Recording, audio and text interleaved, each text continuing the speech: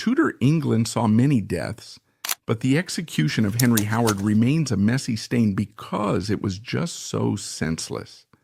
A poet with a free spirit was beheaded simply because some drawings on a family crest were seen as treason by an aging, paranoid King Henry VIII. His death at 30 is a cold reminder that even a high status can be wiped out by one unfair decree. However, if you only feel sorry for Howard, just remember his legacy. Alongside Sir Thomas Wyatt, he was the literary pioneer who gave English literature its modern backbone. He was the one who refined the English sonnet, creating the blueprint for the style that Shakespeare would later perfect to capture hearts across the globe. Even as an arrogant noble often caught in trouble, he still managed to leave a lasting personal mark through his writing, ensuring his name carries value long after his messy end under the axe. The England into which Henry Howard was born was a nation undergoing a spiritual turmoil, ruled by a king who had transformed from a golden Renaissance prince into a sickly, tyrannical shadow of his former self. By the 1540s, Henry VIII was vast and physically rotting, suffering from ulcerated legs that oozed foul fluid and caused him constant grinding agony. This pain twisted his personality, turning him into a paranoid, vicious tyrant with a hair-trigger temper. This physical decay mirrored the spiritual violence he had unleashed upon his people. In his desperate quest for an heir, Henry had torn England away from the Catholic Church, smashing 1,000 years of tradition. This was not a clean break. It was a tearing of the nation's soul that turned the royal court into a battlefield of intrigue, divided into two distinct warring tribes. On one side stood the old nobility, the feudal leviathans led by the Howard family. They were religious conservatives who believed power was a birthright, transmitted through blood and soil. They viewed themselves as the natural advisors to the crown and looked upon the king's new secretaries with sheer contempt, seeing them as grasping, low-born parasites. Opposing them were the new men, ambitious lawyers and minor gentry like the Seymour family, who had risen through merit and Protestant zeal. They believed in a centralized state where power came from competence, not a famous grandfather. To them, the old nobility were dangerous relics of a forgotten age, traitors who cared more for their family crest than the safety of the realm. Henry VIII, in his cunning and madness, played these two groups against each other to maintain control. He used the new men to break the church and the old nobility to provide legitimacy, keeping everyone in a state of perpetual terror. He would raise one faction up only to crush it the moment it grew too powerful. It was into this toxic, high-stakes environment that Henry Howard was born. He was not just a member of the old nobility, he was its prince, standing at the very summit of the social mountain. From his earliest breath, he was taught two dangerous things: that he was better than everyone else, and that the new men were his natural mortal enemies. Henry Howard's story begins with his blood. To the modern mind, genealogy is a hobby. To the Tudor mind, it was destiny, it was political currency, and it was a death sentence.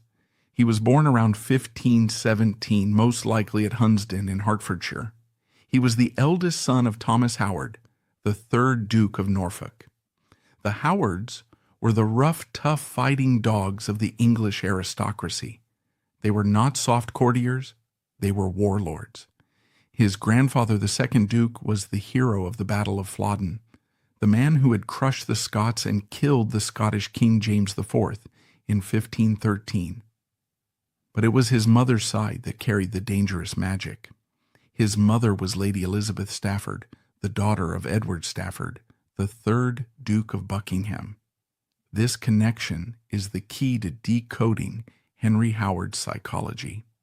The Duke of Buckingham had been the greatest nobleman in England, a man so wealthy and so royal that he had his own court that rivaled the king's. Buckingham had Plantagenet blood. He was a descendant of King Edward III. The Tudors, we must remember, were usurpers. Henry VII had seized the throne by conquest. They were always deeply insecure about their legitimacy. They looked at the old Plantagenet families, the families who had ruled England for centuries, with paranoid suspicion. They called them the White Roses, remnants of the House of York. In 1521, when Henry Howard was just a small child of 4 years old, King Henry VIII decided that the Duke of Buckingham was too tall a poppy. On flimsy charges of treason, he had Buckingham arrested and beheaded on Tower Hill. Consider the impact of this on the young Henry Howard. His grandfather, a man of immense dignity and royal blood, was butchered by the king. The lesson was stark. Royal blood is dangerous. The king fears us. But instead of cowering, the Howard family reacted with a fierce defensive pride. Young Henry Howard grew up with a chip on his shoulder the size of a castle. He was constantly reminded that through his mother he was a descendant of kings. He had the blood of Edward I and Edward III in his veins. In his own mind, his lineage was purer, older, and more English than the Tudors themselves. The third Duke of Norfolk, Henry's father, was a cold, pragmatic survivalist. He was a man who would do anything to stay in power. He was physically brave but morally flexible. A man who would eventually preside over the trials of his own nieces, Anne Boleyn and Catherine Howard, to save his own skin. But Henry Howard, the son, was different. He lacked his father's cold pragmatism. He inherited the arrogance of the Staffords and the martial aggression of the Howards, but he lacked the instinct for caution. He was raised to be a Renaissance man in the truest sense. The Duke of Norfolk spared no expense on his heir's education. Tutors were brought in to drill the boy in the classics. He didn't just learn to read Latin, he learned to think in it. He absorbed the stoicism of Seneca and the epic glory of Virgil. He learned French, Spanish, and Italian. He was taught to ride, to hunt, to handle a lance, and to dance the complex steps of court masks. By the time he was a teenager, Henry Howard was a masterpiece of aristocratic engineering. He was brilliant, articulate, physically robust, and cultured. He was the perfect courtier. But there was a flaw in the diamond. He was also profoundly snobbish. He had absorbed the idea that the old nobility were the only people who mattered. He looked at the rising new men, the Seymours, the Cromwells, the riches-obsessed lawyers. And he didn't just see political rivals. He saw a virus. He saw dirt. He believed that their presence in the king's council chamber was an insult to the natural order of the universe. This was not a quiet prejudice. Henry Howard was incapable of being quiet about anything. He was a man who spoke his mind with a dangerous lack of filter. He walked through the corridors of power with his nose in the air, sneering at men who held the king's ear. In the 1520s, this was merely the petulance of a spoiled boy. But as the 1530s dawned and the Reformation began to tear the country apart, this attitude would transform from a character flaw into a political weapon that his enemies would use to destroy him. To understand the tragedy of his end, however, we must first witness the brilliance of his beginning. Before the shadows of the tower lengthened across his life, there was a season where the sun seemed to shine exclusively for him.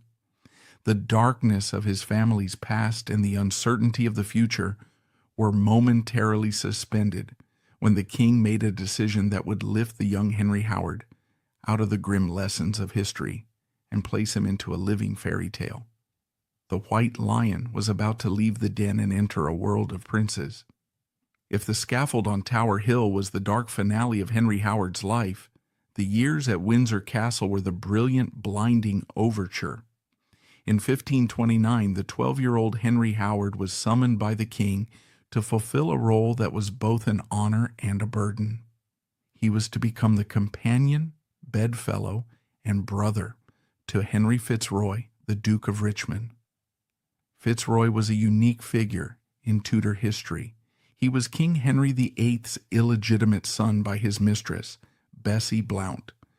In a world desperate for a male heir, the king doted on this boy with an intensity that bordered on obsession. Fitzroy was handsome, athletic, and intelligent, everything the king saw in himself. He was heaped with titles: Duke of Richmond, Duke of Somerset, Earl of Nottingham, Lord High Admiral. He was a prince in everything but name. When Henry Howard arrived at Windsor to join Fitzroy's household, he wasn't just entering a schoolroom, he was entering a brotherhood. The two boys were almost the same age. Fitzroy was just a few months younger. They were mirrored souls, both high-born, both burdened with the weight of great names, both expected to lead the next generation of England. For the next 3 years, they lived a life of idyllic privilege that Surrey would later immortalize as his golden days. Windsor Castle in the 1530s was not merely a fortress, it was a theater of chivalry. The boys were surrounded by the iconography of the Order of the Garter. They lived in a world of heraldry, honor, and martial virtue. Their days were a structured paradise of aristocratic training. They hunted stags in the great parks, their hawks soaring over the Thames Valley. They practiced with swords and lances in the tilt yard, learning the brutal ballet of the joust. They played tennis in the king's courts, their laughter echoing off the stone walls. But it was not all physical. Under the guidance of their tutors, they delved into the intellectual treasures of the Renaissance. They read the ancients, debated philosophy, and most importantly, they fell in love with poetry. It is impossible to overstate the depth of the bond between Surrey and Fitzroy. In the 16th century, male friendship was often expressed in terms of intense emotional intimacy that modern readers might misinterpret. They slept in the same bed, a common practice for warmth and security, but also a sign of absolute trust. They ate from the same plates and they shared their deepest secrets. Surrey didn't just see Fitzroy as a royal charge, he loved him. Fitzroy was the brother Surrey's own nature craved, an equal who could match him in wit, in riding, and in dreams of glory. In these years, the darkness of the Tudor court seemed far away. The executions, the divorces, the religious schisms, these were distant thunders. Inside the walls of Windsor, it was just two young lions at play, blissfully unaware that the cage was slowly closing around them. The bubble of childhood began to expand into the wider world in 1532. King Henry VIII was planning a magnificent summit with his brother monarch, King Francis I of France. This was to be a display of power and prestige designed to shore up French support for Henry's annulment from Catherine of Aragon and his impending marriage to Anne Boleyn. To showcase the future of England, Henry took the two young dukes, Richmond and Surrey, across the narrow sea to Calais. For the 15-year-old Surrey, the trip to France was a revelation. England, for all its pomp, was still culturally somewhat on the periphery of the Renaissance. France, under Francis I, was its beating heart. The French court was a dazzling spectacle of art, sensuality, and sophistication. Leonardo da Vinci had died in the arms of the French king only a decade earlier. The chateaux of the Loire Valley were being built in the new classical style. While the kings discussed treaties and marriages, Surrey and Fitzroy were given a singular honor. When Henry VIII returned to England, he left the two boys behind at the French court. They were to live with the Dauphin and the French king's other sons as honored guests for nearly a year. This was the crucible that forged Henry Howard the poet. Living in the retinue of the French princes, Surrey was immersed in a culture where a nobleman was expected to be a warrior poet. He was exposed to the works of the great Italian masters, Petrarch, Dante, Ariosto.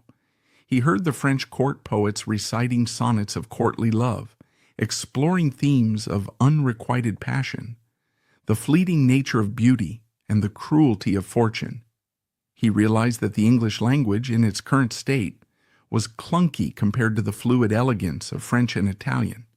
He saw that English poetry was still stuck in the rhythms of Chaucer, brilliant but archaic. Surrey began to experiment. He began to translate. He began to wonder if the guttural, heavy English tongue could be tamed to sing like an Italian lute.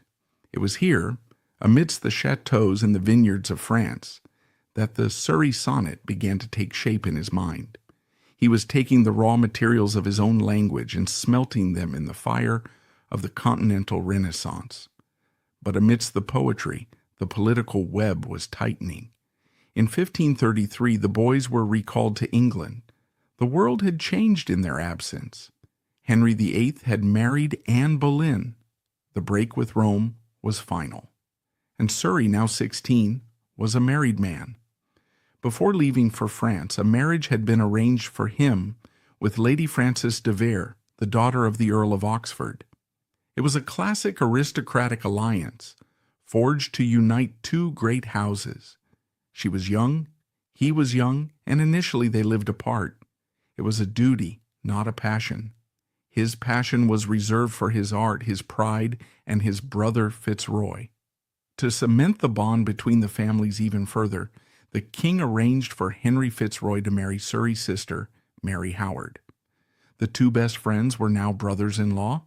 The Howard family had pulled off a masterstroke. Their daughter was married to the king's son.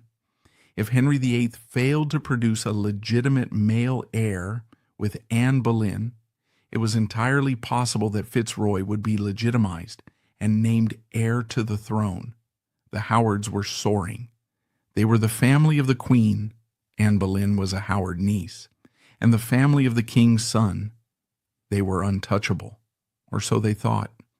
History rarely provides a single year that acts as a hinge for an entire era. But 1536 was such a year. It was the annus horribilis of the Tudor dynasty, and for Henry Howard, it was the year the golden dream turned into a nightmare.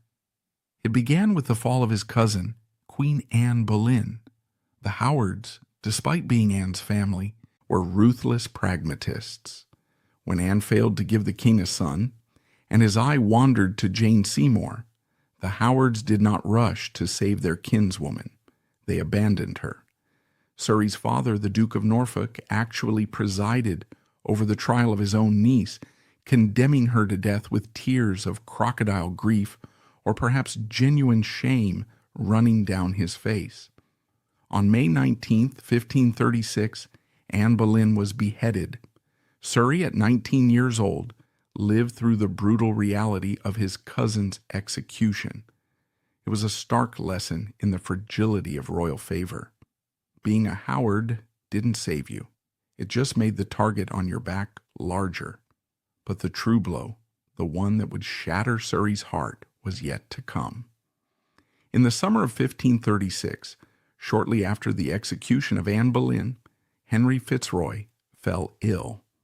The illness was rapid and consuming, likely tuberculosis, the consumption that stalked the Tudor halls.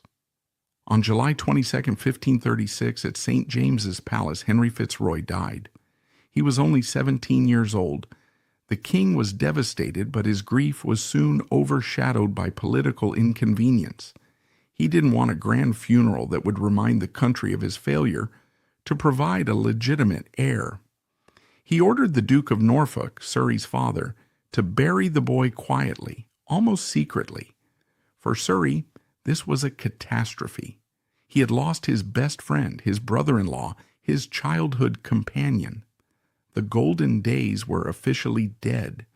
The dream of a Howard Fitzroy dynasty that would rule England was dust. The trauma of this loss unlocked the floodgates of his genius. In his grief, Surrey wrote one of the most beautiful and heartbreaking poems in the English language. He looked back at Windsor Castle, once the site of their joy, now a painful reminder of what was gone. He wrote, "So cruel prison, how could be tied, alas, as proud Windsor, where I in lust and joy with a king's son my childish years did pass." In this poem, he recounts their memories, the tennis courts, the dances, the stag hunts, the quiet talks late at night. And he ends with a lament that captures the universal agony of grief.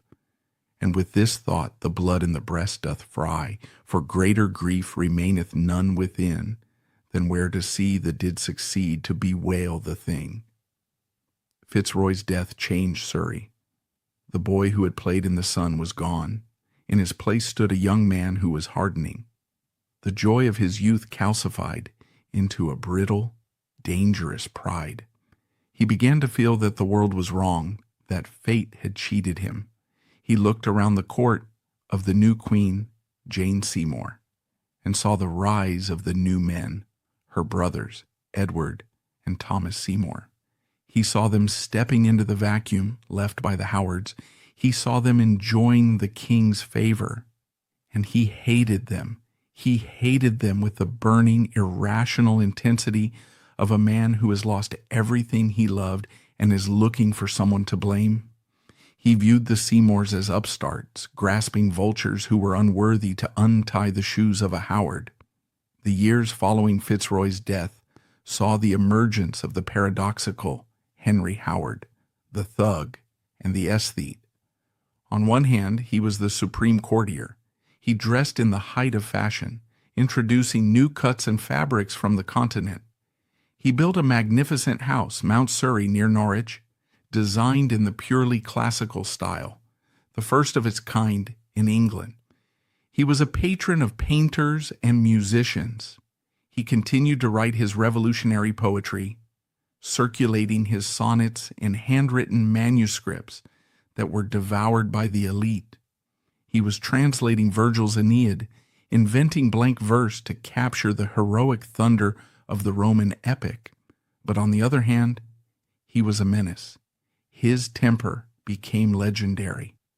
In 1537, within the sacred precincts of the court at Hampton Court Palace, he was accused of sympathizing with the Catholic rebels of the Pilgrimage of Grace. A courtier named Edward Seymour, not the future protector but a relative, challenged him. Surrey didn't debate him. He tried to punch him. To strike a blow within the king's court was a capital offense. It was considered striking the king himself. Surrey was arrested. He was saved from severe punishment only by his father's influence and his own youth, but he was confined to Windsor Castle, a cruel punishment, forcing him to live among the ghosts of his lost friend. This pattern repeated itself. Surrey seemed incapable of controlling his impulses. He felt that his noble blood placed him above the petty laws that governed lesser men. The most bizarre incident occurred in 1543, the infamous window-smashing rampage. It is a scene that resembles the reckless antics of unruly youth rather than the conduct of a high-born peer.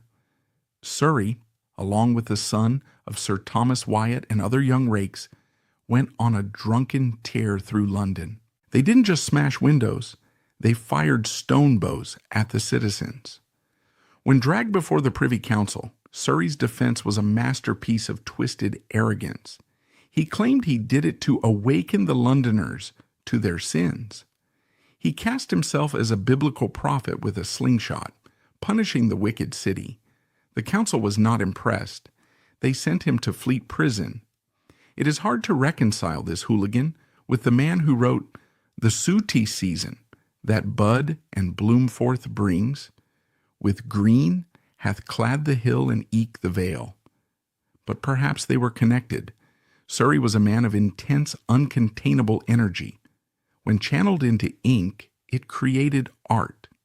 When channeled into life, it created chaos. He was a man who felt everything too deeply: his pride, his grief, his rage. He lacked the one thing a courtier needed most: a mask.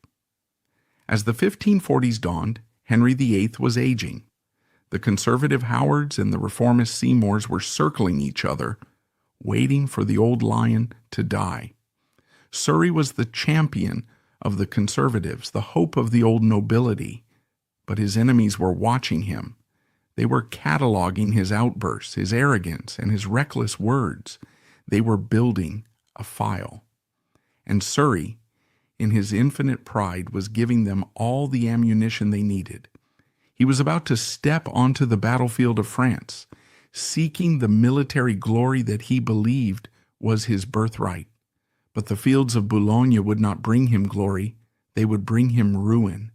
Yet the salon and the street brawl were not enough to satisfy the restless spirit of a man who believed himself the descendant of kings.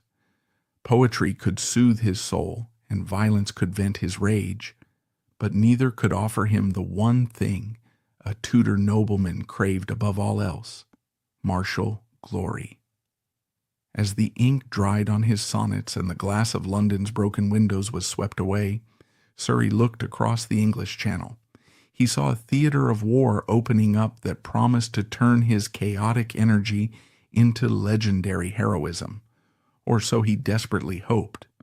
By 1543, Henry Howard was 26 years old. He was a celebrated poet, a notorious brawler, and a father. But in the eyes of his peers, and more importantly, in his own eyes, he was incomplete. To be a true exemplar of the old nobility, one had to be more than a courtier. One had to be a warlord. The Howard name was forged in iron, not ink. His grandfather had won the Battle of Flodden. His father, the Duke of Norfolk, was the realm's premier general, having crushed the Pilgrimage of Grace. Surrey felt the weight of this martial legacy pressing down on him. He needed a war. Fortunately for him, King Henry VIII was in a bellicose mood. The king, now in his 50s and rapidly failing in health, sought to recapture the glory of his youth. He allied himself with the Holy Roman Emperor, Charles V, against their mutual enemy, France. For Surrey, this was salvation. War was the perfect theater for his aggression. It was the one place where his reckless courage, which got him into so much trouble in London, would be considered a virtue. In October 1543, Surrey crossed the Channel, not as a tourist this time, but as a volunteer in the Emperor's army. He joined the imperial forces at the Siege of Landrecy. It was a brief campaign, but it was instructive. Surrey was treated with immense respect by the Emperor Charles V, who praised the young earl's gentle heart and eagerness for battle.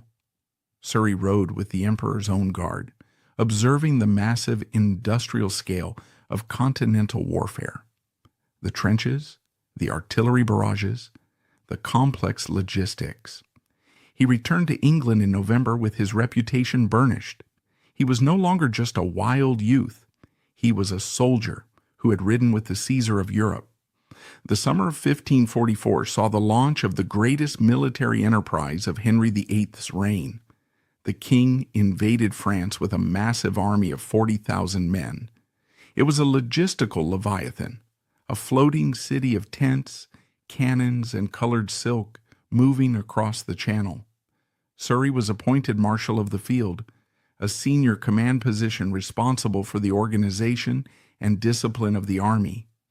It was a role that required administrative patience, something Surrey lacked, but it placed him at the nerve center of the invasion. The objective was Boulogne, a fortified port city on the French coast. The siege of Boulogne became the focal point of English national pride. The king himself, despite his ulcerated legs and immense girth, arrived to oversee the siege personally, dressed in magnificent armor that had been specially widened to accommodate his bulk. Surrey was in his element.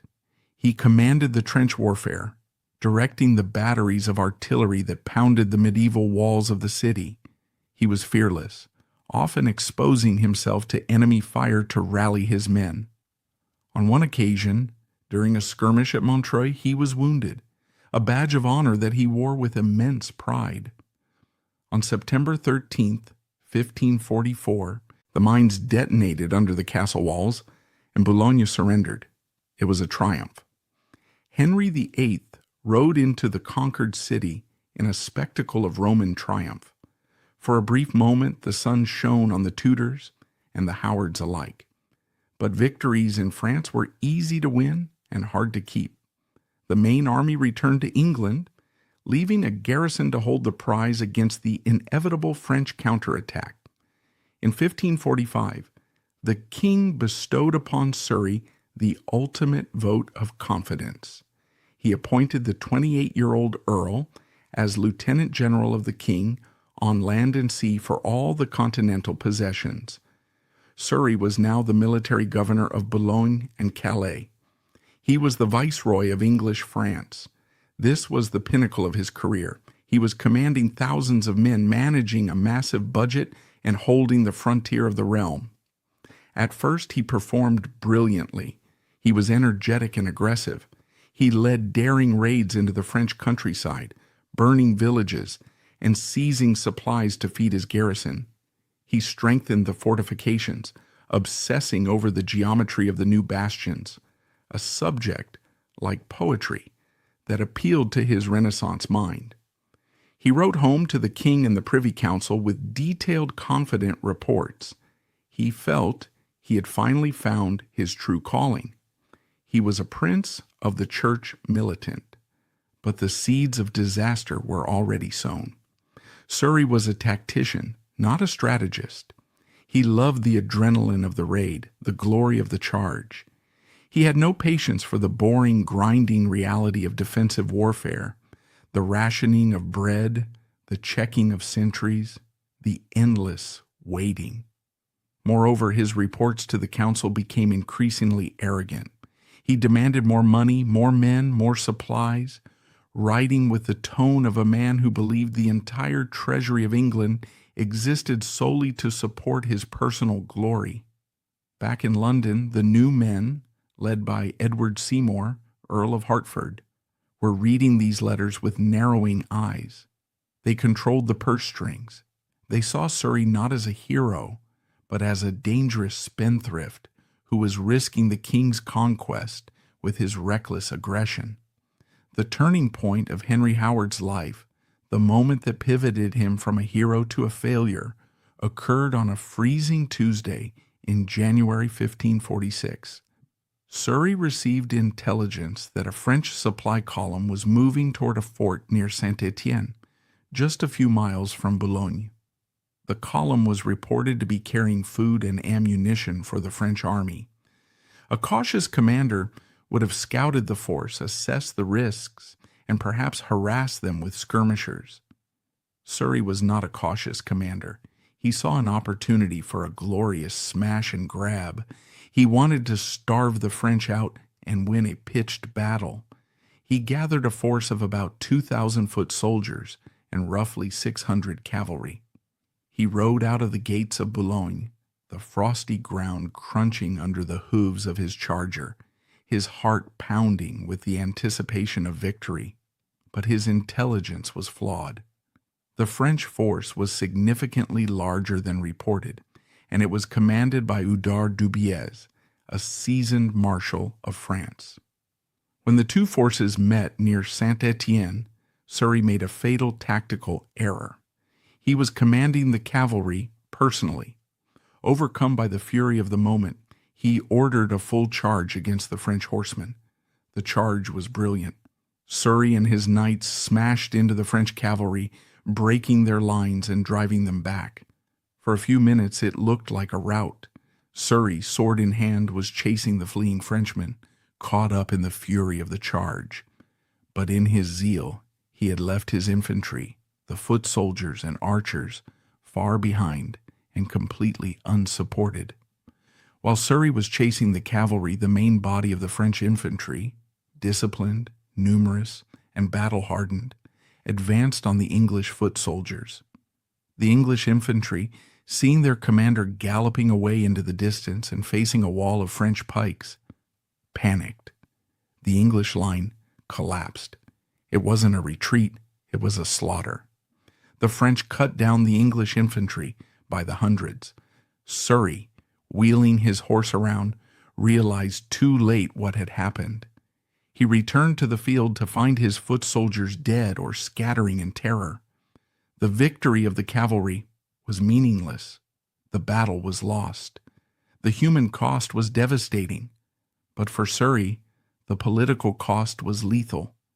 Among the dead were several gentlemen of the Privy Chamber, men of high status who were personal favorites of Henry VIII. Surrey had led the king's friends into a meat grinder.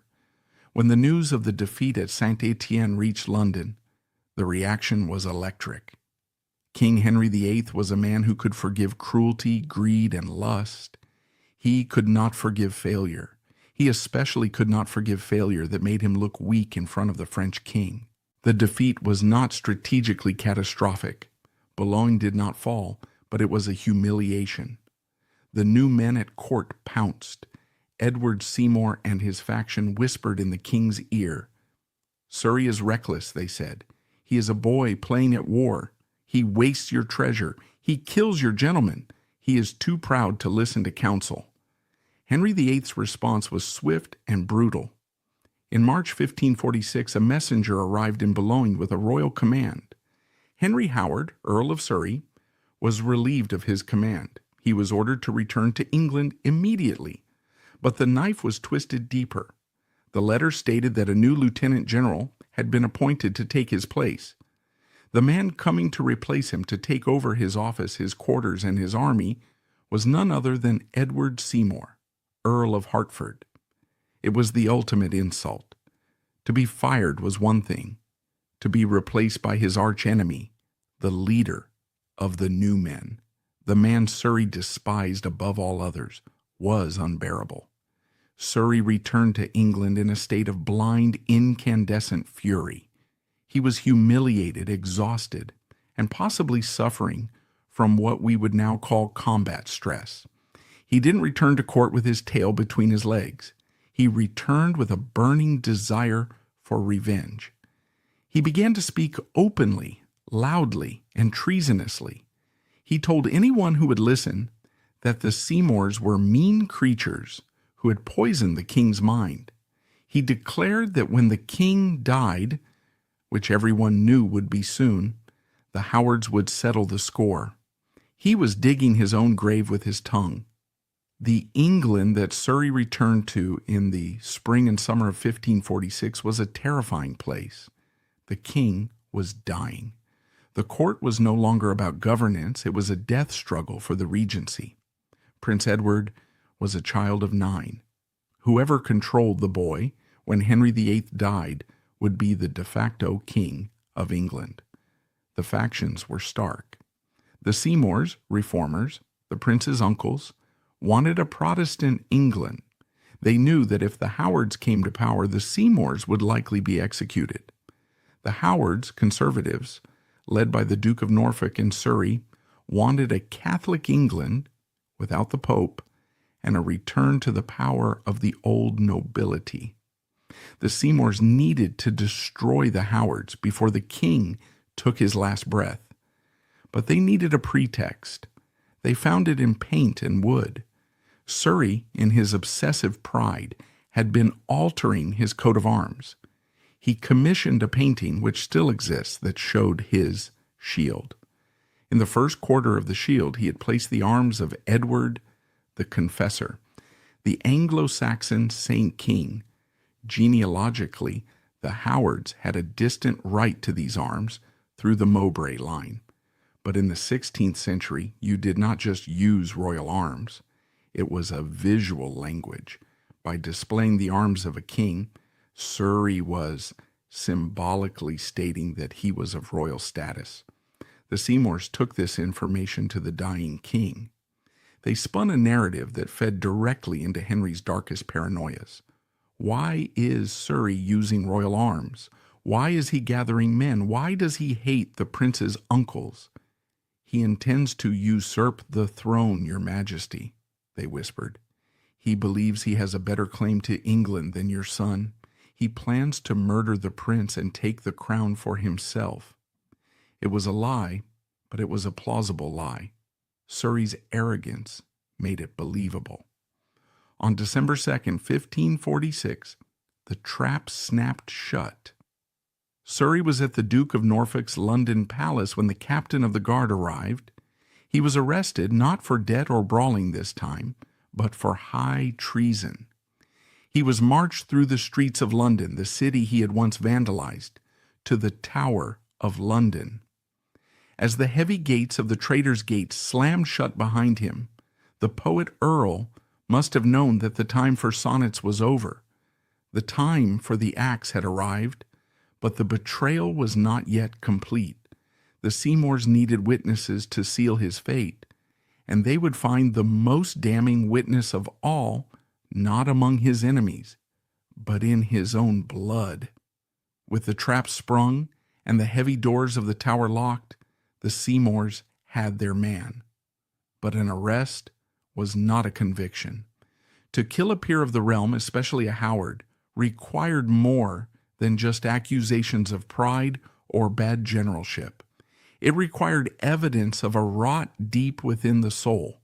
The prosecutors knew they could not find this on the battlefield or in the council chamber. To destroy Henry Howard, they would have to invade the sanctity of his home and turn the most intimate bonds of loyalty into weapons of war. While Surrey sat in the damp silence of the Tower of London, staring at the stone walls that had imprisoned his grandfather and cousins before him, the government's machinery was tearing his world apart from the outside. The Seymours and the King's secretary, William Paget, knew that the heraldry charge, the business with the coat of arms, was technically treason, but it was abstract. To ensure the execution of the most powerful nobleman in England, they needed something visceral. They needed proof of a depraved, usurping mind. To find it, they sent agents to Kenninghall, the great ducal palace of the Howards in Norfolk. Their target was not the men of the house, but the women. The Howard family, for all its power, was a nest of vipers. It was a family fractured by abuse, religious differences, and long-simmering resentments. The investigators knew exactly which cracks to pry open. First, they found Bess Holland.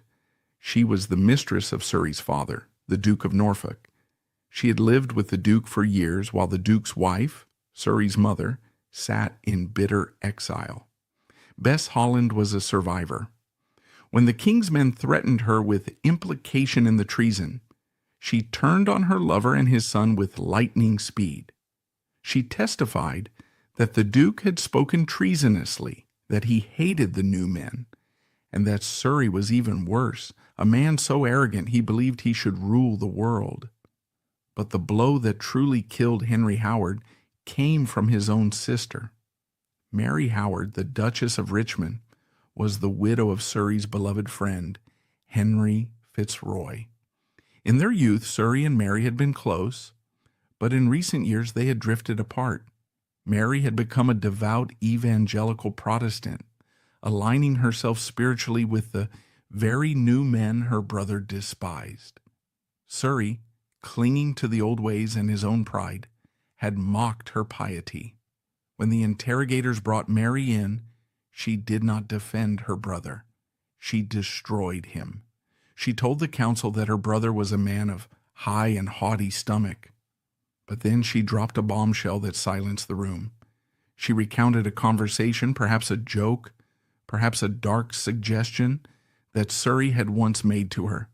She claimed that Surrey had told her that she should use her beauty and her proximity to the king to advance the family's interests. He had allegedly suggested that she should play the role of Madame d'Etampes. Madame d'Etampes was the official mistress of the French king Francis I, a woman who wielded immense political power. The implication was horrific. Mary was claiming that her brother, the premier nobleman of England, had tried to pimp out his own sister to the king, to urge her to become a royal whore, solely so the Howards could rule England through her influence. Whether Surrey actually meant this, or whether it was a sarcastic barb thrown during a family argument, you might as well be his mistress for all the good you do, we will never know. But in the hands of the prosecutors, it was dynamite. It painted Surrey not just as a traitor, but as a moral monster, a Machiavellian schemer willing to prostitute his own blood for power. With this testimony, the net closed. The poet Earl was now the pimp Earl in the eyes of the law. The trial of Henry Howard took place at the Guildhall in London. It was the theatrical event of the season. The great hall was packed with spectators, the air thick with the smell of unwashed bodies and anticipation. Surrey was brought to the bar dressed not in the rags of a prisoner, but in a suit of rich silk that defied his captors. He looked pale from his month in the Tower, but his eyes were burning with a fierce manic energy. He knew he was walking into a show trial. The verdict had likely been decided before he even stepped off the barge, but he was determined to go down fighting. The jury was a mockery of justice. It was packed with men from the Norfolk region who feared the crown, and worse, it included several of the new men Surrey had spent his life insulting. The indictment was read.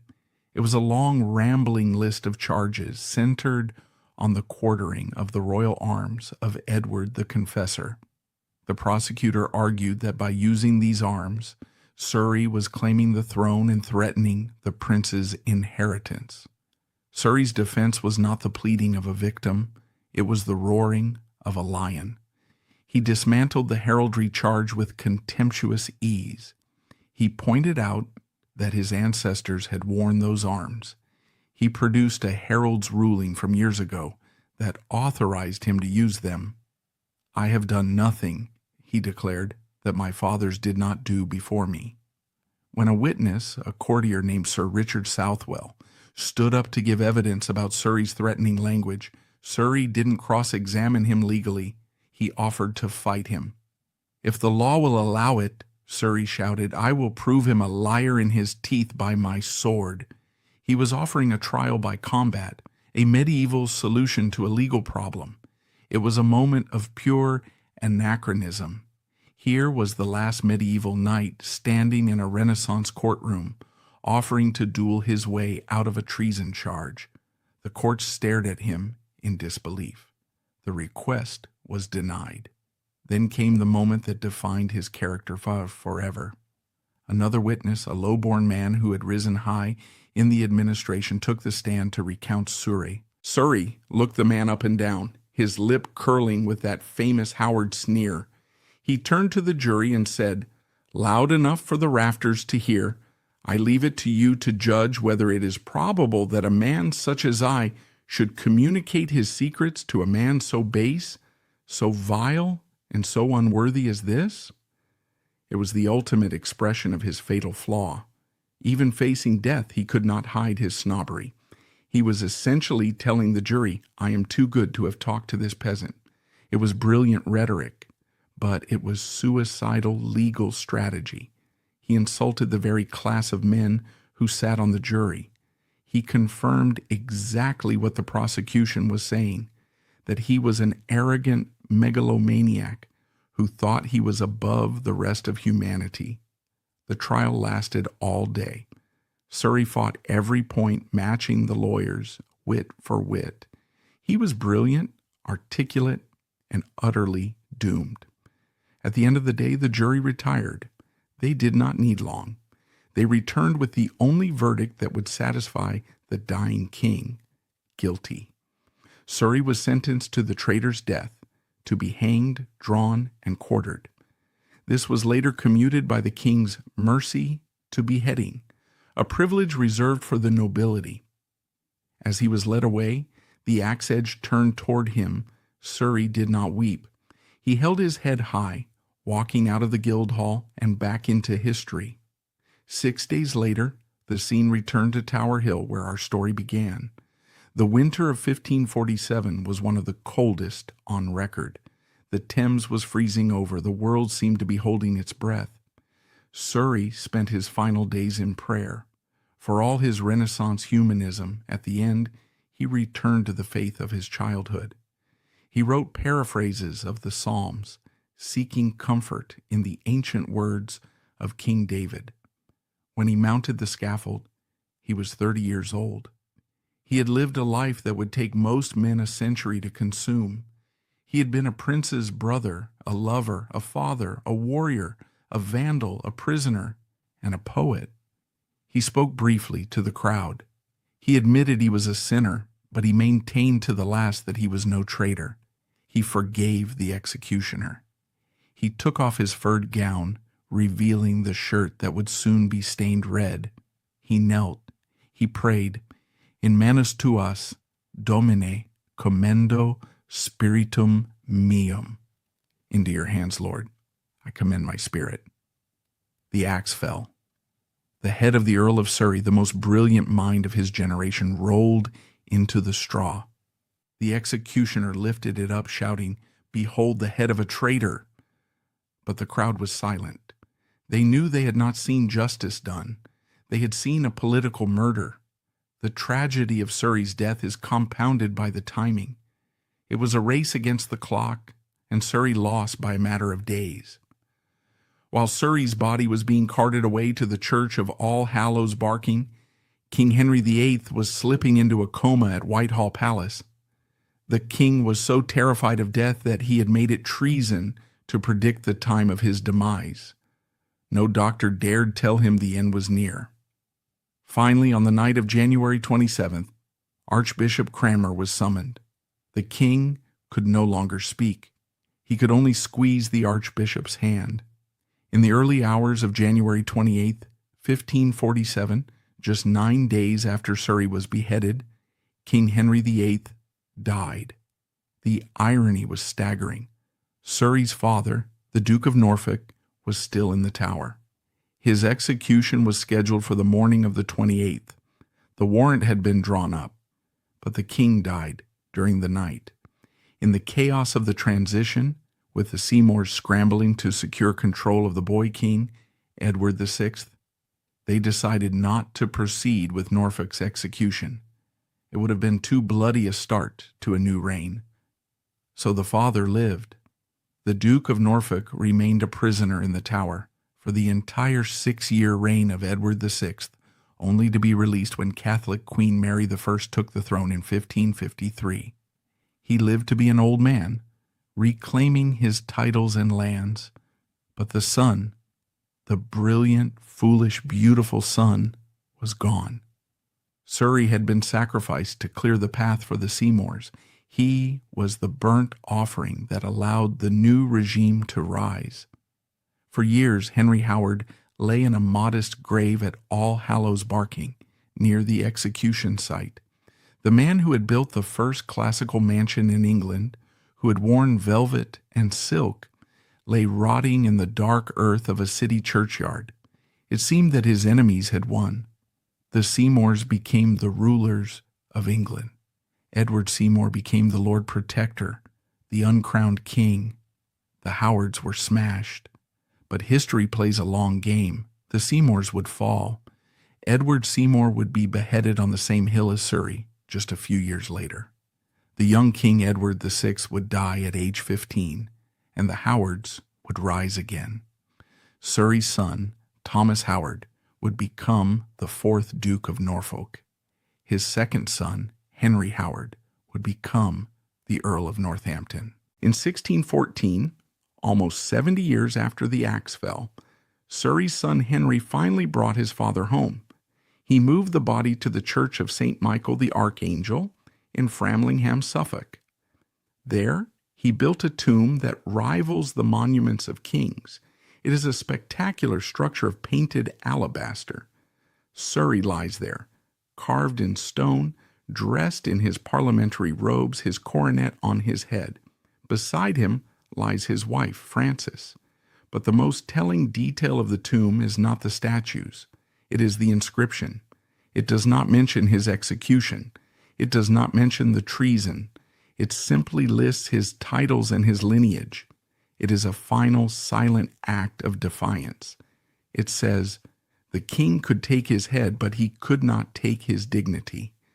The stone of the tomb sealed away the man, but it could not contain his spirit."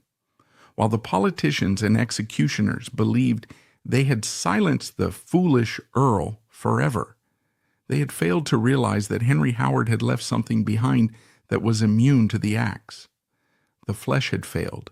The dynastic ambitions had crumbled, but in the quiet corners of libraries and the hushed scribblings of future poets, a different kind of immortality was beginning to take root. While the body of Henry Howard lay in a cold grave at All Hallows Barking, a different part of him refused to die. Throughout his short, violent life, Surrey had been building a monument. It wasn't made of marble or bronze, but of paper and ink, and unlike his castles or his titles, this monument would prove to be indestructible. To understand the sheer magnitude of what Henry Howard achieved, we have to understand the state of the English language before he touched it. In the early 1500s, English was considered a barbarous tongue by the rest of Europe. It was seen as clunky, guttural, and unrefined, good for shouting orders at a dog or buying turnips at a market, but useless for high art. The gold standard for poetry was Italian, the language of Petrarch, or French. English poetry was still largely stuck in the medieval rhythms of Chaucer. While Chaucer was a genius, his Middle English meter was difficult for Tudor ears to tune into. It felt archaic, stumbling, and heavy. Surrey changed this. He didn't just write poems, he re-engineered the English language. He was a mechanic of sound. He took the engine of English apart and put it back together so it could hum with the elegance of Italian. His first great breakthrough was the sonnet. The sonnet form had been perfected in Italy by Petrarch. It was a strict 14-line structure. But the Italian language is overflowing with easy rhymes, words ending in vowels like o, I. English is a language hard, Germanic endings. Trying to force English words into the strict Italian rhyme scheme was torture. Surrey saw the problem. He realized that for the sonnet to work in English, the structure needed to be looser, more flexible. He reinvented the rhyme scheme. He divided the 14 lines into 3 quatrains, 4-line stanzas, followed by a punchy 2-line couplet at the end. The formula was A, B, C, D, E, F, G, G. If you look at that formula and think that that's a Shakespearean sonnet, you are correct. But Shakespeare didn't invent it. He stole it. He took the tool that Henry Howard forged and used it to build his empire. Every single sonnet Shakespeare wrote, "Shall I compare thee to a summer's day?" rest on the architectural blueprint drawn by the Earl of Surrey. Surrey's sonnets were not just technical exercises. They were emotionally raw. He wrote about the pain of love, the cruelty of rejection, and the fickleness of fortune. He created a literary persona, the lonely lover, that would dominate Elizabethan poetry. When he wrote about his fair Geraldine, Elizabeth Fitzgerald, he wasn't just flirting, he was creating the first modern English love lyrics. If the sonnet was his gift to lovers, blank verse was his gift to heroes. Surrey undertook a massive project, translating Virgil's Aeneid from Latin into English. He faced a dilemma. Latin epic poetry doesn't rhyme. It relies on a rolling, majestic meter. How could he replicate that dignity in English without the jingle-jangle of nursery rhymes? His solution was a stroke of genius. He used a specific meter called iambic pentameter, 10 syllables, alternating unstressed and stressed, de-dum, da-dum, da-dum, da-dum, de-dum. But, and this was the revolution, he decided not to rhyme the ends of the lines. He called it strange meter. We call it blank verse. It is impossible to overstate how important this was. Blank verse turned out to be the natural frequency of the English language. It mimics the rhythm of the human heart and natural speech, but elevates it. Because of Surrey, Christopher Marlowe could write Dr. Faustus. Because of Surrey, Shakespeare could write the soliloquies of Hamlet and Macbeth. Because of Surrey, John Milton could write Paradise Lost. They are all walking on the road Henry Howard paved. He liberated English poetry from the tyranny of rhyme, allowing it to breathe, to shout, and to whisper. For centuries, historians have argued over the corpse of Henry Howard. Was he a misunderstood genius murdered by a tyrant? Or was he a dangerous, arrogant fool who practically begged for the axe? Critics of Surrey argue that he was the architect of his own destruction. They point to his undeniable instability. This was a man who punched courtiers in the face, smashed windows in a drunken rage, and openly threatened to deal with the king's ministers once the king was dead. In the fragile atmosphere of 1547, with a 9-year-old boy about to inherit the throne, a man like Surrey was a liability. He represented the threat of civil war. He was a feudal warlord in a modernizing state. If the Seymours hadn't killed him, he likely would have tried to overthrow them. His heraldry stunt, displaying the royal arms, was not just an artistic choice. It was a political manifesto. He was screaming, "I am royal," in a crowded room full of nervous people. However, the evidence for actual treason is non-existent. The heralds had approved his use of the Edward the Confessor arms. Using them might have been arrogant, but it wasn't illegal. There was zero physical evidence of a plot, no stockpiles of weapons, no letters to foreign princes, no secret meetings. The evidence against him came from a spurned mistress and a sister who had been pressured by the government. It was a kangaroo court. The truth likely lies in the middle. Surrey was not a traitor in the sense that he was actively planning to murder the king, but he was constructively treasonous. He was a man who refused to accept the reality of his time. He was an analog man in a digital world. He refused to bend to the new men, so they broke him. The most fascinating aspect of Henry Howard is the chasm between his life and his art. How could the same man be a drunken hooligan and a sensitive poet? In the streets of London, he was a vandal. In the council chamber, he was a bully, entitled and cruel to those he deemed inferior. Yet, in his study, he was vulnerable. His poetry is filled with a profound sense of loss, melancholy, and the appreciation of fleeting beauty. Perhaps the answer is that he felt everything too intensely. He lacked the emotional skin that protects most people. When he was angry, he raged. When he was sad, he wept in verse. He was a man of high stomach, as his sister said, driven by passions he could not control. His life is a tragedy of wasted potential. He had the birth, the brains, and the bravery to be England's greatest leader. If he had possessed just an ounce of humility, just a grain of political caution, he could have ruled the Regency Council for Edward VI. He could have shaped the future of the nation. Instead, he burned himself out. He was Icarus, flying on wings of wax, poetry, and feathers, pride, soaring too close to the sun of the Tudor crown. On a quiet winter day, if you visit the tomb of Henry Howard in Framlingham Church, you are struck by the peace of the place. The alabaster effigy lies still, hands clasped in prayer, far removed from the blood and mud of Boulogne or the stench of the Tower.